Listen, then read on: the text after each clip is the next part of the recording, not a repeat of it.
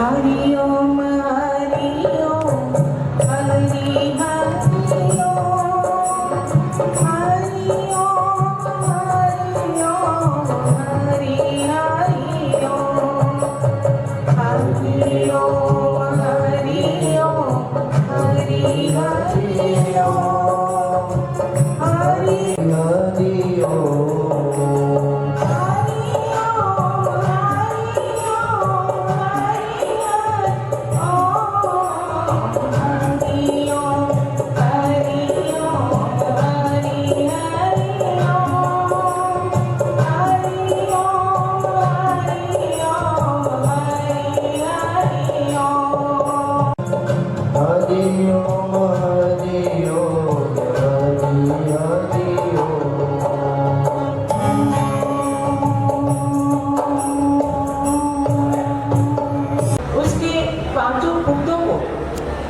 हवा, पानी, आकाश, धरती, अग्नि सबको प्रणाम करें, क्योंकि उनके बिना इस सृष्टि की कल्पना नहीं की जा सकती।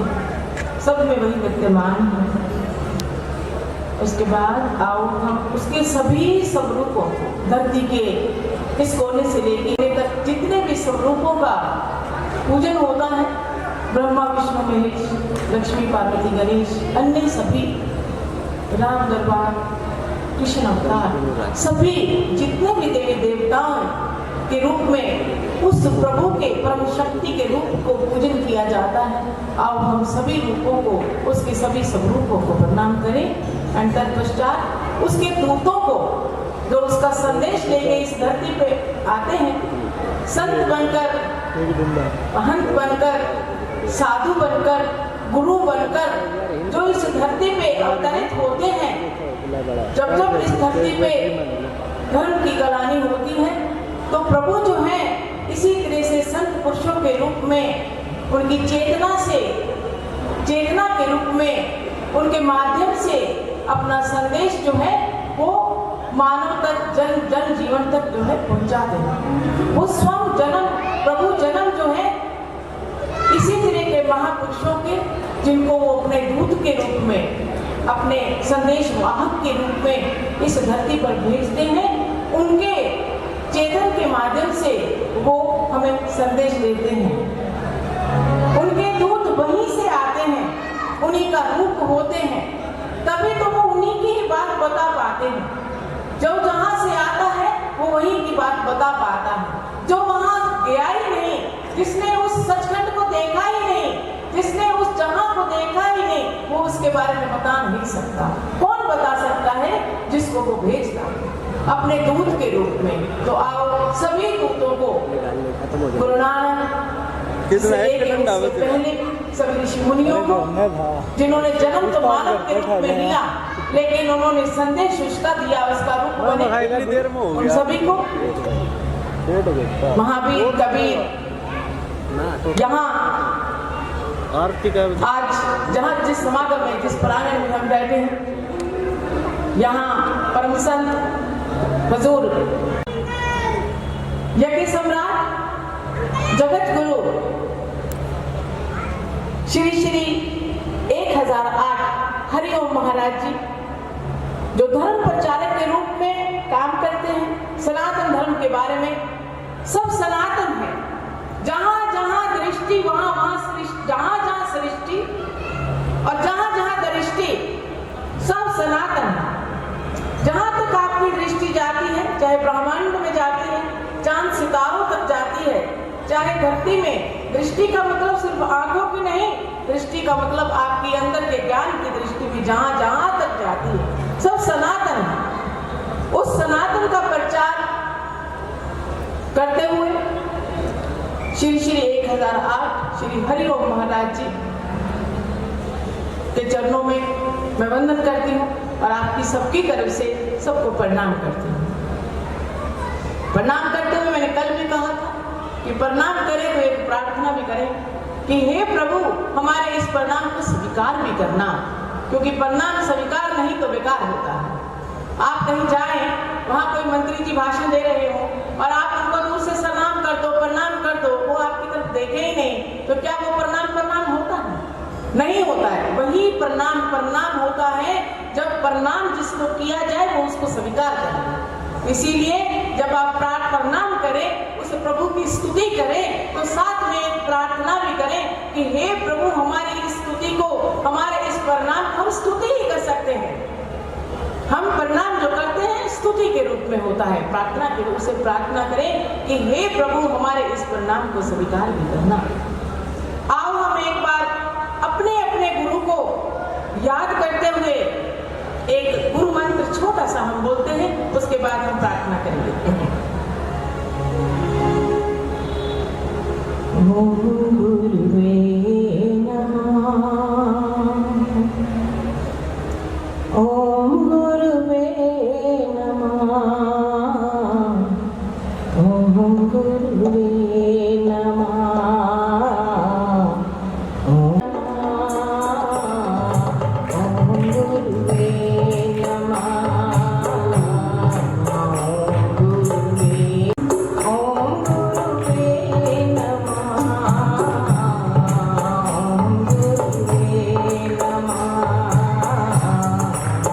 ओम गुरुवे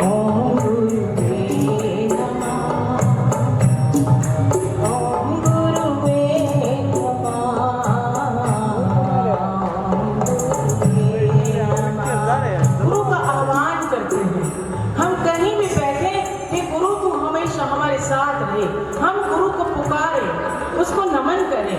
जब हम नमन करते हैं तो गुरु साक्षात हमारे पास होते हैं। अब हमने गुरु को नमन किया है, गुरु अब हमारे, उनकी तरंगे हमारे पास हैं, हमारे आसपास हैं। आओ हम आंखें बंद करके गुरु से प्रार्थना करें। हे गुरु रूप प्रभु, हमें इतनी शक्ति दो कि हम स्वयं को पहचान सकें कि हम कौन हैं और क्यों हैं। हम स्वयं को पहचान सकें। हे प्रभु, हे गुरु रूप प्रभु, हमें इतनी शक्ति दो, हम अपने लक्ष्य को जान सकें। मनुष्य जीवन का क्या उद्देश्य है, मनुष्य जीवन का क्या लक्ष्य है। हमें ये जो जून मिली है, ये जो शरीर मिला है, जो बाकी जीवों से बिल्कुल भिन्न है, इसका क्या मुख्य लक्ष्य है। हे प्रभु, इतनी शक्ति दो कि हम इस लक्ष्य को जान सकें। हे प्रभु, इस लक्ष्य तक पहुंचने के लिए जिन शक्तियों की जरूरत है, हे प्रभु, उन शक्तियों को हम जान सकें, उन शक्तियों को हम पहचान सकें।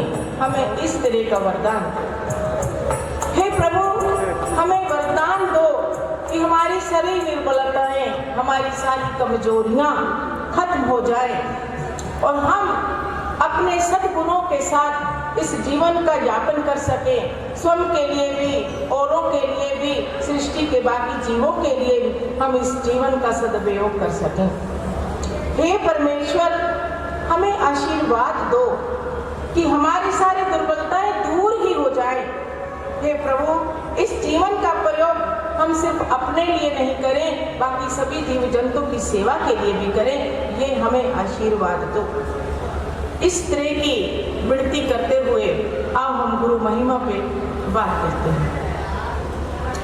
गुरु, क्योंकि आज आप लोगों से पहला दिन, गुरु प्रभु परमात्मा, जिसके वहां से वो संदेश वाहक बनके, जहां से वो दूत बनके हमारे बीच में अवतरित हुए हैं, वो गुरु जो है वो परमात्मा और हम जीवों के बीच में एक कड़ी का काम करते हैं, एक बंधन का काम करते हैं। वो हमारी प्रार्थना वहां तक पहुंचाते हैं और उनकी दया हम तक लाते हैं। वो प्रभु जो, गुरु जो है वो एक कड़ी का काम करते हैं। प्रभु तक पहुंचने का रास्ता गुरु के द्वार से होकर जाता है। यही एक जीवन ऐसा है जिसमें हम परमात्मा को मिलने का सौभाग्य प्राप्त किए हुए हैं। लेकिन वो मिलना कैसे है, वो दरवाजा खोलना कैसे है, उस रास्ते तक जाना कैसे है, उस रास्ते पे चलना कैसे है, वो सब कौन बताता है? वो गुरु बताते हैं। तो गुरु एक कड़ी का काम करते हैं। गुरु हमें वहां तक जाने का रास्ता बताते हैं। प्रभु तक पहुंचने के लिए गुरु के घर से या गुरु के द्वारा बताए हुए रास्ते के बिना हम वहां तक नहीं पहुंच सकते। तभी तो संत कबीर ने भी कहा, गुरु गोविंद दाऊ खड़े काके लागू पाम बलहारी गुरु अपने जिन गोविंद दियो मिला। अगर किसी चीज के बारे में हमें कोई बताए ही नहीं कि ये जो आपके सामने खड़े हैं ये परमात्मा है, तो हमारे तो पता ही नहीं चलेगा ना परमात्मा खड़े। अगर हीरे की पहचान आपको चोरी करना सिखाए ही नहीं तो सामान्य व्यक्ति को तो हीरे का पता ही नहीं लगेगा। वो हीरे को भी कांच समझ लेगा, लेकिन वो पहचान कौन बताएगा? आपका जीवन हीरे समान है ये कौन बताएगा? प्रभु रूपी हीरा आपके सामने खड़ा, आपको कौन बताएगा? वो गुरु ही बताएगा। अगर गुरु नहीं हो तो गोविंद नहीं है, गोविंद की पहचान ही नहीं है, हमें पता ही नहीं है कि ये गोविंद है। तो एक बार क्या हुआ, एक भक्त के घर पे गुरु और भगवान परमात्मा प्रभु परमेश्वर व्यक्तिगत रूप से दोनों एक भक्त के घर पर पहुंच गए। जब पहुंचे, दरवाजा खटखटाया, सामने से भक्त बाहर आया तो उसने सोचा अब मुझे नमन करना है, प्रणाम करना है। अब वो इस दुविधा में कि गुरुजी भी और भगवान भी, किसको प्रणाम करो? गुरुजी को करो कि भगवान जी को करो? अब वो इस दुविधा में है। भगवान जी अपना यथास्थिति में खड़े हैं, वो यथास्थिति में खड़े हैं, लेकिन जो गुरु हैं वो अपने भक्त के मन की व्यथा को समझ लेते हैं, उसकी दुविधा को समझ लेते हैं। वो उसे कहते हैं कोई बात नहीं, तू भगवान जी के ही चरणों को नमन कर ले, मैंने भी तो वही लेके जाना होता है तुझे, तू वहां प्रणाम कर। फिर वो भगवान जी की तरफ मुड़ता है, वहां प्रणाम करने लगता है तो भगवान कहते हैं नहीं, तुम पहले अपने गुरु के चरण वंदन करो। क्यों? क्योंकि गुरु नहीं होते तो मैं नहीं होता तेरे लिए, मैं था ही नहीं। हाथ कैमरा का आगे नाम है। गुरु और मेरे में एक अंतर है, इसलिए मैं तुम्हें बताना चाहता हूँ कि पहले गुरु को वंदन करो। मेरे कुछ नियम हैं, तुम अच्छा करते हो तो मैं उसका अच्छा फल देता हूँ, तुम आम बोते हो तो मैं तुम्हें आम देता हूँ, मेरी प्राकृतिक नियम है। तुम मिर्ची बोते हो, तुम बुरा कर्म करते हो तो मैं बुरे कर्म का बुरा ही फल देता हूँ, मैं रुकता नहीं हूँ, मेरे नियम है। लेकिन गुरु के घर पे जब आप जाते हैं, कितना भी बड़ा गुनाह करके चले जाएं और गुरु के चरणों में उड़ेल दें कि गुरुजी मुझसे ये गलती हो गई, तो गुरु बख्शनहार है। गुरु के साथ लगता है बख्शनहार है, गुरु आपको बख्श देता है। गुरु कहते हैं कोई बात नहीं बेटा, इंसान गलतियों का पुतला है, जीव गलतियों का पुतला है, तेरा गुनाह मैं ले लेता हूँ, तेरी प्रार्थना आगे पावन पवित्र ही जाएगी। तो गुरु और भगवान में ये अंतर है। भगवान कहते हैं मेरे नियमों के हिसाब से तुम्हारी गलती की सजा है, माफी नहीं है, उसी तरह से मेरे और भी नियम हैं, लेकिन गुरु के घर पे कोई नियम नहीं है, इसीलिए तू पहले गुरु के चरण वंदन कर। तो इस तरह से प्रभु स्वयं कहते हैं कि गुरु जो है वो भगवान से भी आगे है। आप बड़ी सौभाग्यशाली आत्माएं हैं। मैं आपको मनुष्य औरत याद भी नहीं कहने वाली हूँ, आप आत्माएं हैं, हम एक आत्मा के स्वरूप हैं।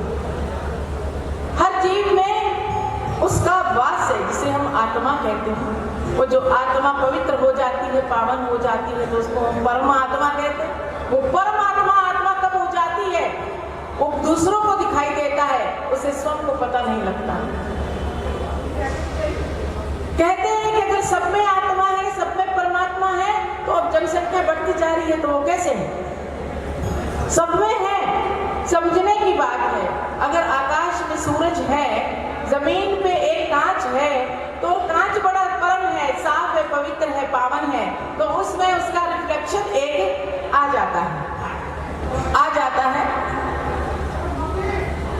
हमारे बीच में स्वामी कैसे हो सकता है? मेरे पास भी और अमेरिका में भी ऐसे कैसे हो सकता है? जिस तरह सूरज यहाँ भी हमें दिखाई देता है, वैसे ही वहाँ दिखाई देती है। जैसे सूरज हर जगह है, जैसे हवा हर जगह है, जैसे पानी हर जगह है, जैसे आकाश हर जगह है, जैसे धरती हर जगह है, जैसे ये पांचों तत्व हर जगह है, उसी तरह से भगवान भी तो पांचों तत्वों के सुमेल से नाम बनता है। व से भूमि, ग से गगन, व से वायु, व से अग्नि, न शरीर। जैसे ये पांचों तत्व हर जगह पे हैं, वैसे ही भगवान हर जगह पे है।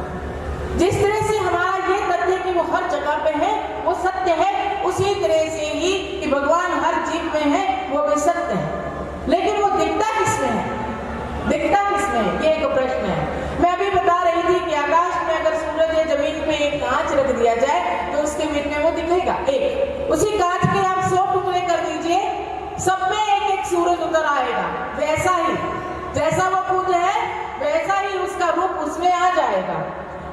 उन्हीं कांचों के आप 1000 टुकड़े कर दीजिए, संख्या बढ़ाते जाइए और भी रख दीजिए, सबके बीच में वो उतरता चला जाएगा। ये तरीका है उसका सबके बीच में आने का। लेकिन कहते हैं कि अगर वो सबके बीच में है तो इंसान गलतियां क्यों करता है? जब वो बीच में था तो फिर गलती कैसे की? फिर उसने मर्डर कैसे किया? फिर उसने झूठ कैसे बोला? फिर उसने चोरी कैसे की? फिर उसने ठगी कैसे की? जब वो था तो उसने रोका क्यों नहीं? वो हमें रोकता है लेकिन हम उसकी सुनते नहीं। और दूसरी बात ये भी है कि वो दिखता किसमें है? जितने भी कांच नीचे पड़े हैं, मैंने अभी कहा कि सब में वो आ जाएगा, लेकिन वहां एक शर्त है, एक कंडीशन है, सब में नहीं आएगा। जितने कांच मैले होंगे, जिन जिन कांचों के ऊपर मैल लगी होगी, जो मलिन होंगे, जो गंदे होंगे, उनके बीच में वो रिफ्लेक्शन उसका नहीं आएगा। अगर उसका रूप आप अपने अंदर देखना चाहते हैं, आप उसके रूप को अंदर लाना चाहते हैं, तो उसकी पहली कंडीशन है कि आपने मन रूपी शीशा जो है, आपकी चेतना स्वरूप जो है, उसको आपको साफ करना होगा। जैसे जैसे मन का शीशा, चेतन का शीशा, जीवन का आपका सोचने का, चेतना का तरीका जितना साफ होता चला जाएगा, उतना ही उसका रूप क्लियर आप में से साफ सुथरे ढंग से दिखना शुरू हो जाएगा। इसी तरह से जो गुरुजन होते हैं, जो संत समाज जो इस लाइन पे चले हैं, जिनको दुनिया की गंदगी से जिन्होंने अपने आप को दूर कर लिया है, उसमें वो प्रभु स्वयं दिखाई देने लग जाते हैं और उन्हीं को ही लोग फिर परम संत कह के पूजने लग जाते हैं। वो उसी का रूप हो जाते हैं, उसी का रूप हो जाते हैं। तो गुरु महाराज जी के अभी, क्योंकि स्वामी जी भी बीच में हमारे बीच में आके विराजमान है, उनको भी समय देना है। मैं अभी थोड़ा सा हमारे गुरु जी जो आपके सामने ये जो यज्ञशाला बनी है, आप सब लोगों ने इसको देखा है। गुरु जी वास्तव में ये जो समाज के दुनियावी तरीके हैं, बड़े बड़े भवन बना के, उस तरह से गुरुजी अपना जीवन यापन नहीं करते हैं। श्री श्री 1008 हरिओम महाराज जी की बात कर रही हूँ। वो मणिकूट पर्वत है जिसका जिक्र होता है, हम अपनी पौराणिक कथाओं में भी उसका जिक्र सुनते हैं। मणिकूट पर्वत, जहाँ मणि समझते हैं आप क्या होता है। मणिकूट पर्वत में एक सामान्य रूप से, प्राकृतिक रूप से बनी हुई गुफा के बीच में गुरुजी अपनी साधना करते हैं। लेकिन कोई भी शक्ति अर्जित अगर किसी गुरुत्व ने अपनी ओर खींची है और स्वयं तक ही अगर अपना प्रयोग करता है, तो वो शायद वो स्वयं के लिए ही रह जाती है।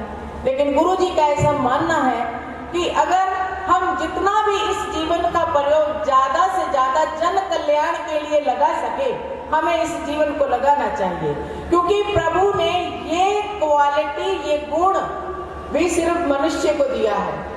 बाकी जीवों के प्रभु ने हाथ ही नहीं दिए जिनसे कल्याण हो सकता है, जीवा ही नहीं दी जिससे वचन हो सकता है, जिससे प्रार्थना हो सकती है। जीवा तो है लेकिन बोल नहीं सकती। सिर्फ और सिर्फ मनुष्य ही एक ऐसा है जिसे ऐसा विवेक दिया है, ऐसा आकाश दिया है, ऐसी चेतना दी है, ऐसी सोच दी है कि जिसके साथ वो बाकी जीवों का भी अपना तो कर ही सकता है, अपने बच्चों का कर सकता है, बाकी जीवों का भी कल्याण कर सकता है। सिर्फ और सिर्फ मनुष्य, किसी और जीव का पहली बात तो प्रभु ने हाथ नहीं दिए, पैर नहीं दिए, यहाँ तक भी हैं, रेंगते रहते हैं जमीन। अगर हाथ किसी को पक्षियों में देखो तो सिर्फ वो पंख दिए हैं, वो कोई अपने ही उड़ने के काम आते। जो पाए हैं उनके तो आगे उनके पैर हैं, लेकिन हाथ नहीं है, नाखून है, नाखूनों से कुछ नहीं हो सकता। ऊपर आ जाइए, गोरिल्ले हैं, गोरिल्ले जो है वो हाथ है, लेकिन उनके हाथ इतने कलाकार नहीं है जितने आपके हाथों ने और आपके विवेक आकाश ने सृष्टि के बराबर एक पैरेलल एक और सृष्टि लाकर खड़ी कर दी है। सृष्टि की सेवा करने का मौका सिर्फ और सिर्फ प्रभु ने इंसान को दिया है। तो गुरुजी उसी सोच के साथ समाज में उतरते हैं और जन कल्याण के लिए आज की सबसे बड़ी जो जरूरत है उस जरूरत पर गुरुजी कार्य कर रहे हैं। जैसे आज सुबह भी आप लोग यहाँ थे, तो प्राकृतिक जो इम्बैलेंस हो गया है, जो हमारी सृष्टि के अंदर, हमारे पर्यावरण के अंदर, हमारे खाने पीने में, हमारे आहार में, हमारे व्यवहार में, हमारी हवा में जो दूषित कणों ने जगह बना ली है, जो हमारा वातावरण जो दूषित हो गया है, हमारी सबसे बड़ी जरूरत है 3 चीजों की: भोजन, पानी और हवा। भोजन किस तरह से दूषित हो गया, ये सुबह आपने सुना, पेस्टिसाइड डाल के हमने सब खराब कर लिया, अपना सब कुछ खराब कर लिया। लेकिन उसको ठीक करने का तरीका सुबह हमारे माननीय गवर्नर साहब ने बड़े अच्छे तरीके से बहुत डिटेल में बताया कि कैसे हम अपनी खेती को सही करके हमें अपने खाने वाली चीजों को हम फिर दोबारा शुद्ध करके जी सकते हैं।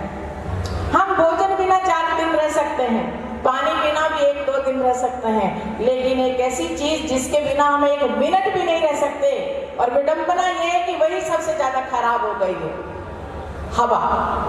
हवा के बिना हम 30 सेकेंड्स, ज्यादा से ज्यादा 2 मिनट मैक्सिमम, वो भी वर्ल्ड रिकॉर्ड हो सकता है किसी का, हम 2 मिनट से ज्यादा सांस अगर हवा नहीं मिली तो उसके अंदर खत्म कहानी। एक दमी है आदमी, दमी एक दमी है आदमी, दम नहीं आया तो खत्म कहानी। दम कहाँ से आता है, प्राण कहाँ से आता है? हवा से आता है। विडंबना हमारी ये कि हमारी हवा ही दूषित हो गई। आज नासा तक भी इस हवा को शुद्ध करने का भी कोई तरीका नहीं मिला। साइंस इतना तरक्की कर गई, लेकिन हमारे ऋषि मुनियों ने आज से हजारों साल पहले हमने सुना कि वो ऋषि हजारों साल जिंदा रहे, वो ऋषि इतने साल, ऐसा लगता है कि ये झूठ है। ये झूठ नहीं है, ये सत्य है। इंसान मरता कैसे है, बूढ़ा कैसे होता है? जैसे जैसे विकृतियां बॉडी को खराब करती जाती। विकृतियां क्या है? बाहर से आया वायरस बॉडी को बीमार करता है, बॉडी को कमजोर करता है। एक बार की बीमारी हमें कुछ कमजोर कर देती है, धीरे धीरे करते करते शरीर का पीएच वैल्यू खत्म होता चला जाता है और मृत्यु हो जाती है। वो लोग क्या करते थे, अपने शरीर के अंदर वायरस आए ही नहीं, इसके लिए वातावरण के अंदर जितना भी वायरस होता, तब भी होता था, वायरस होता था, लेकिन वो उस वायरस को, उन दूषित कणों को खत्म करने के लिए वो एक तरीका अपनाते थे। वो जहां भी रहते थे, जिस भी स्थान में जाना होता था, सबसे पहले वह यज्ञ करते थे, वहां पर हवन करते थे। और जो हवन है ये एक तरह का प्रकृति का पोषण है, यज्ञ प्रकृति का पोषण है। जिस प्रकृति में से, जिस हवा में से हर समय हमें ले रहे हैं, अगर हम किसी से बहुत कुछ ले रहे हैं तो नेचुरली वो भी तो कमजोर पड़ रहा है ना, उसको भी तो चाहिए कुछ ना कुछ। तो हम जब यज्ञ करते हैं, हमारे ऋषि मुनियों ने आज से हजारों साल पहले इस पे शोध किया और बताया कि जो यज्ञ है, जब घी के अंदर औषधियों को, औषधि रूपी सामग्री को जब डाला जाता है तो उससे जो धुआं निकलता है वो वातावरण के अंदर जो दूषित कण होते हैं उनको वो, उनका मुकाबला करता है, उनको वो किल करता है, उनको वो डिटॉक्स करता है, वातावरण को वो डिटॉक्स करता है। जितना टॉक्सिन, जितना भी बीमारी, दूषित कण इस वातावरण में हो गए हैं, उसको साफ करने का एक ही तरीका है यज्ञ। और आपका अपने शारीरिक अनुभव है, आपके बॉडी के अंदर जब वायरस चला जाता है तो उस वायरस का मुकाबला करने के लिए आपके शरीर की एक एक कोशिका जोर लगाने लगती है। एक एक कोशिका तक वो वायरस जाता है, पूरे शरीर में दर्द होता है और एक एक कोशिका उसका विरोध करने लगती है। और जब कोशिकाएं विरोध करती हैं, ब्लड सर्कुलेशन तेज होता है तो हमारे शरीर का टेम्परेचर बढ़ जाता है और हम कहते हैं बुखार हो गया। बुखार अपने आप में कोई बीमारी नहीं होती है, वो बाहर से आए वायरस का मुकाबला करने के लिए जब हमारी बॉडी संघर्ष करती है तो संघर्ष से शरीर की गर्मी बढ़ती है। उसी तरह से वातावरण के अंदर जो हम ये ग्लोबल वार्मिंग का रोज सुन रहे हैं ग्लोबल वार्मिंग हो गया, ग्लोबल वार्मिंग हो गया। जितने दूषित कण वो कहाँ से आ रहे हैं? चाहे वो हमारा इंडस्ट्री कह लो, जहान भर के इंडस्ट्रीज का धुआं जा रहा है, पॉलीथीन कचरे का धुआं जा रहा है, व्हीकल का धुआं जा रहा है। ये प्रकृति के बीच में प्रकृति के अंदर किस तरह के धुएं की ज्यादा से ज्यादा एक सोच थी कि ज्यादा से ज्यादा कभी किसी जंगल में आग लग जाएगी। इस तरह के ही धुएं की प्रकृति के अंदर होने की संभावना थी। ये सारा मनुष्य का अपना किया धरा है। जहां कहते हैं प्रकृति ने बड़ी सुंदर, एक रचनाकार ने, एक कलाकार ने, पेंटर ने बहुत ही सुंदर एक कृति बनाई और उसमें ये लिखना भूल गए कि इसको छूना मना है। अब जो आ रहा है वो उसमें से गलती निकालता है, उसको ठीक करने की कोशिश करता है, उसमें एक दो लाइनें लगा देता है, फिर कोई आता है लगा देता है, फिर कोई करते करते वो जो सुंदर रचना थी, वो जो सुंदर पेंटिंग थी, वो जो सुंदर कृति थी, वो अपना असली रूप ही खो बैठी, क्योंकि उसके साथ छेड़छाड़ करने वालों ने उसका रूप ही बदल दिया। और फिर अगर हम ये कहें कि ये तो प्रभु ने क्या बना दिया, खराब बना दिया, हमारा तो जीवन ही बड़ा खराब। हमारा जीवन खराब उसने नहीं बनाया, उसने बड़ी सुंदर सृष्टि की रचना की थी। ये जो कुछ भी किया है ये हमारा अपना किया धरा है। अब हमारी गलती है तो सुधार भी हमें ही करना होगा। वो सुधार हमें कौन बताएंगे? हमारे गुरु स्वरूप जो भी उस परमात्मा के दूत, मैं पहले भी कह चुकी हूँ, उसके राजदूत जो भी यहाँ पर आएंगे वही तो बताएंगे।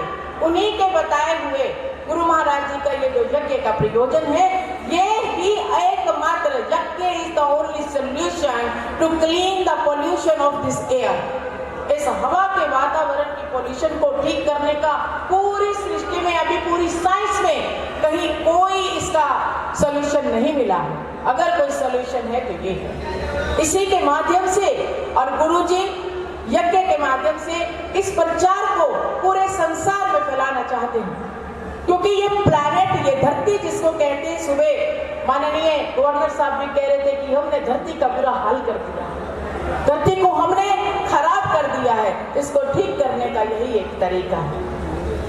खाद्य पदार्थ ठीक करने का अलग है, तो धरती और हवा को ठीक करने का एक ही तरीका है। पूज्य महाराज इसका प्रचार हो। आपको मालूम है 24-25 साल पहले किसी को योग के बारे में नहीं मालूम था। लोग समझते कि योग जो है वो ऋषि मुनियों की करने की चीज है, या जो जंगलों में रहते हैं उनकी करने की चीज है, या जो कहानियों में हमने पढ़ा।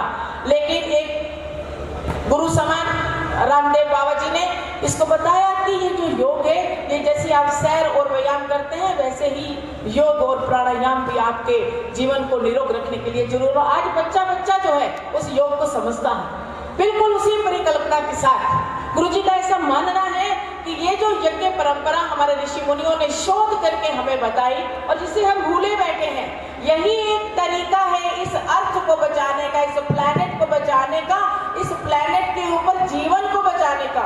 सिर्फ मनुष्य जाति नहीं, मैं सभी जीव जाति और वनस्पति की भी बात कर रही हूँ, सभी जीव, नदियों की बात कर रही हूँ, पहाड़ों की बात कर रही हूँ, पूरे सनातन की बात कर रही हूँ। जहाँ तहाँ तक दृष्टि जाती है, सब सनातन।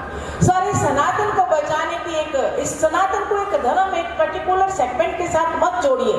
सनातन पूरी सृष्टि के लिए। इसको अगर बचाने का तरीका कोई है तो हमें यज्ञ से ही वो प्राप्त होगा। और गुरुजी इसी परिकल्पना के साथ, वो चाहे तो अपने जहाँ पर रहते हैं अपने लिए यज्ञ करें, शुद्ध हवा में सांस लें, वहीं अपनी साधना करें, तो वो कर सकते हैं।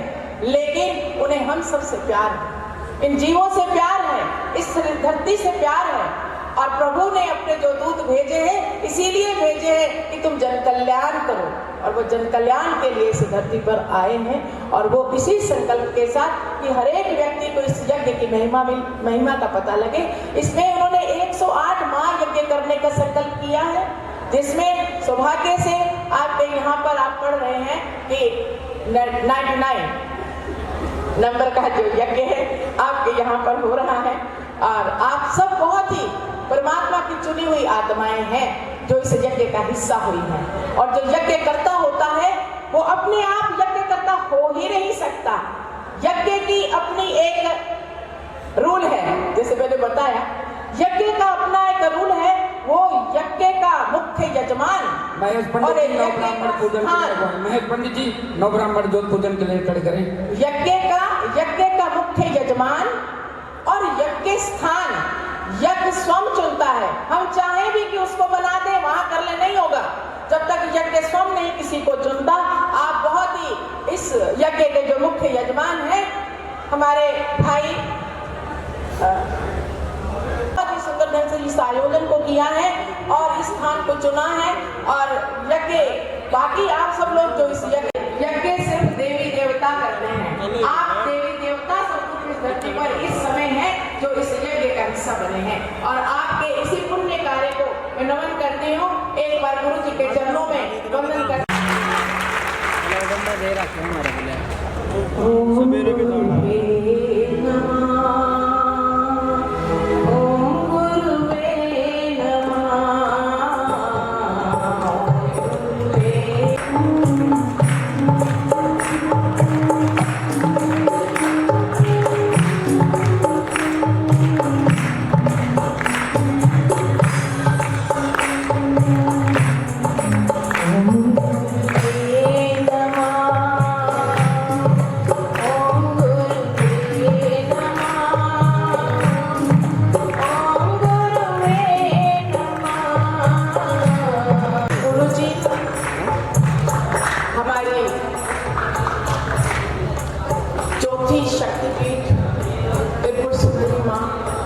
जिनका बहुत ही मुश्किल था, लेकिन गुरु जी ने वहां जाके उस मंदिर को जागृत किया और प्रभु की कृपा से गुरु जी ने मां त्रिपुरा की स्तुति की और गुरु जी को त्रिपुर सुंदरी पीठाधीश्वर की उपाधि से अलंकृत किया हुआ है।